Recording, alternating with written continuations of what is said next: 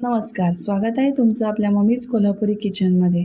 आज आपण तयार करणार आहोत स्पायसी आणि चटपटीत असे अमृतसरी छोले, जे तुम्ही रोटी, पराठा, नानसोबत खाऊ शकता। याआधी मी धाबा स्टाईल छोले आणि रोटीची रेसिपी या चॅनलवर दाखवली आहे, त्याची लिंक मी डिस्क्रिप्शन बॉक्समध्ये देते, तुम्ही नक्की बघा। हे छोले चटपटीत होण्यासाठी काही मी टिप्स अँड ट्रिक्स दिलेल्या आहेत, त्यासाठी तुम्ही व्हिडिओ अगदी शेवटपर्यंत बघा।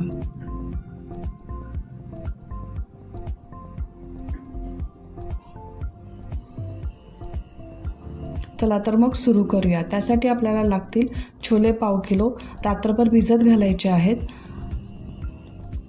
एक स्वच्छ कपडा घ्यायचा आहे, त्याच्यामध्ये चहाची पूड 2 टीस्पून, मसाला वेलची, दालचिनी 2,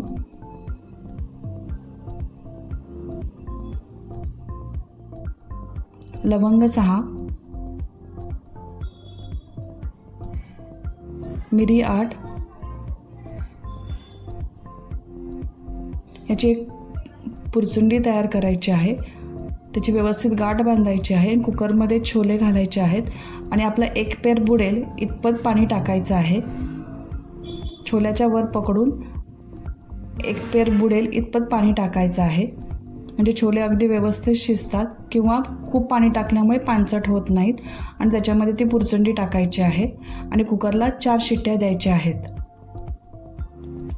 तोपर्यंत आपण मसाल्याची तयारी करूया। त्यासाठी आपल्याला कांदे 2 लागतील। इथे मी 2 मोठे कांदे चिरून घेतलेले आहेत। अगदी लाल झालेले टोमॅटो 3 घ्यायचे आहेत।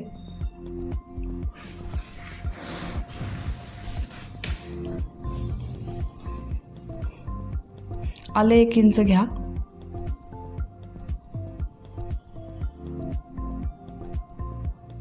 आणि लसणाच्या 10 पाकळ्या घ्या। ह्याची मिक्सरला अगदी बारीक पेस्ट तयार करा। बारीक पेस्ट तयार झालेली आहे। आता कुकरही झालेला आहे। ती बांधलेली पुरचुंडी आपल्याला बाजूला काढून टाकायची आहे। चहापूड टाकल्यामुळे त्या छोल्यांना कलर खूप छान येतो। अमृतसरी छोल्यांचा कलर थोडासा काळपट असतो आणि टेस्टही खूप वेगळी येते। छोले अगदी मऊ शिजलेले आहेत। एका कढईत तेल 4 चमचे गरम करा। तमालपत्र 2 टाका।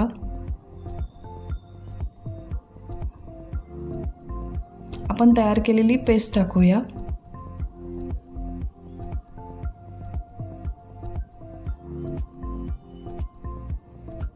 आता ती पेस्ट व्यवस्थित परतवून घ्या।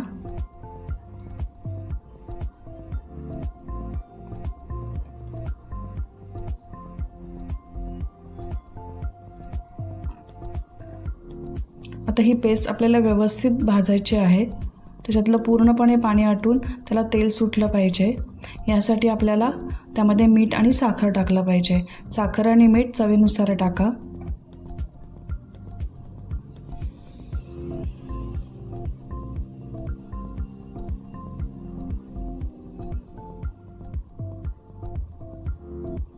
आता अर्धा टीस्पून हळद टाका। सगळं व्यवस्थित मिक्स करून घ्या।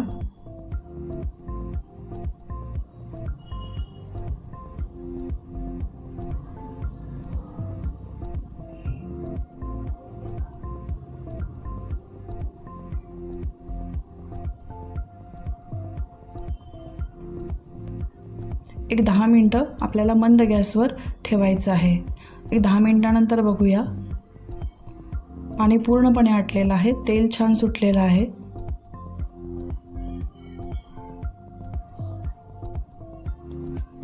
मसाला व्यवस्थित भाजला गेलेला आहे। मसाला व्यवस्थित भाजला तर छोले छान होतात।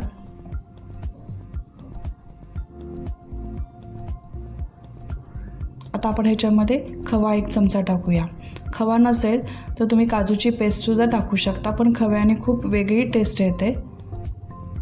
अशी ग्रेव्ही तोंडात विरघळणारी तयार होते।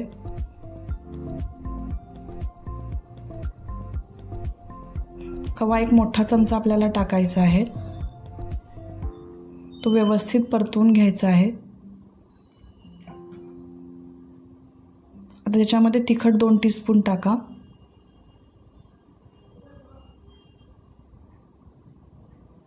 छोले मसाला 2 टीस्पून टाका।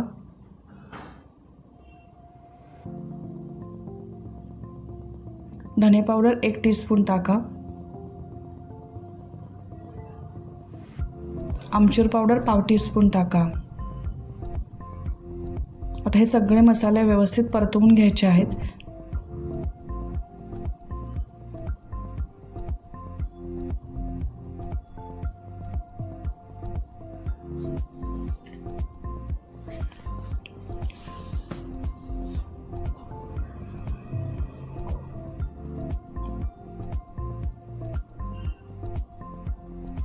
आता परत 5 मिनिटांसाठी आपल्याला मंद गॅसवर ठेवायचं आहे।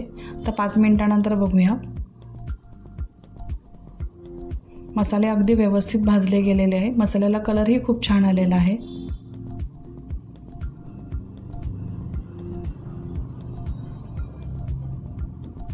आता कुकरमध्ये शिजलेले जे छोले आहेत त्या पाण्यासहित आपल्याला टाकायचं आहे।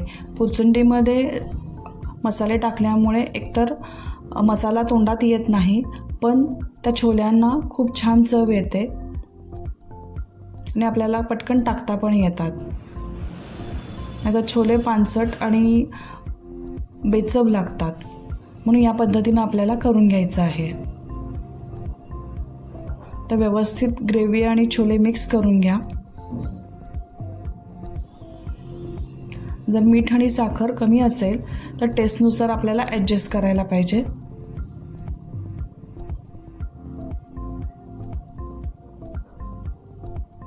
आता एखादा मॅशर घेऊन थोडंसं आपल्याला छोले मॅश करून घ्यायचे आहेत, म्हणजे छोल्याने ते ग्रेव्ही एकजीव होईल।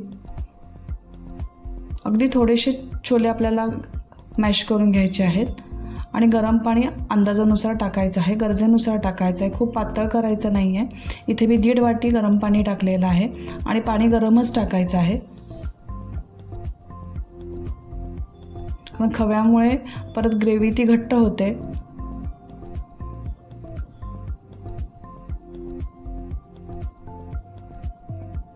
आता कसुरी मेथी पानं तव्यावर भाजायची आहेत आणि आपल्याला तिची पावडर करायची आहे। अशी मी 2 टीस्पून कसुरी मेथी घेतलेली आहे। कसुरी मेथीनं छोलेची चव खूप सुंदर येते।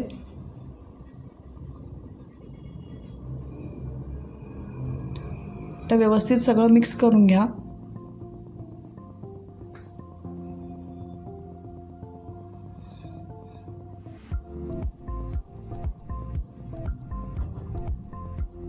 आता अख्ख्या मिरच्या आपल्याला 3 टाकायच्या आहेत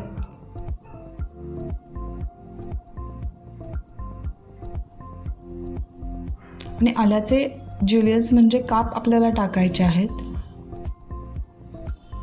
ह्याच्यामुळे ग्रेव्हीचा स्पायसीपणा आणि तिखटपणा थोडासा वाढतो आणि वेगळीच ग्रेव्हीला छान चव येते।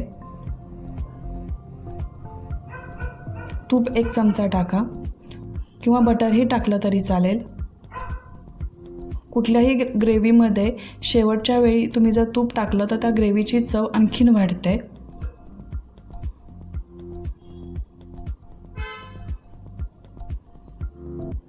आता झाकून 10 ते 15 मिनिटं ठेवा, म्हणजे सगळे मसाले व्यवस्थित शिजतील। तर तेलही छान सुटलेलं आहे, पूर्ण मसाले छोले सगळे एकजीव झालेले आहेत। ते 10 ते 15 मिनिटात अधूनमधून हलवत राहा, कारण खवा असल्यामुळे तो खाली लागू शकतो।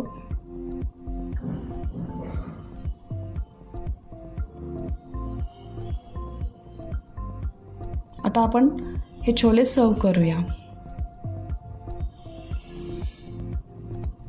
असे आपले स्पायसी आणि चटपटीत असे छोले तयार झालेले आहेत। तुम्ही रोटी, पराठा, नान कशाबरोबरही खाऊ शकता। जर तुम्हाला ही चटपटीत आणि स्पायसी रेसिपी आवडली असेल तर लाईक करा, शेअर करा, कमेंट करा आणि माझ्या चॅनलला सबस्क्राईब करायला विसरू नका। परत भेटूया अशाच नवीन स्पायसी रेसिपींसाठी। तोपर्यंत मस्त खा आणि मस्त राहा।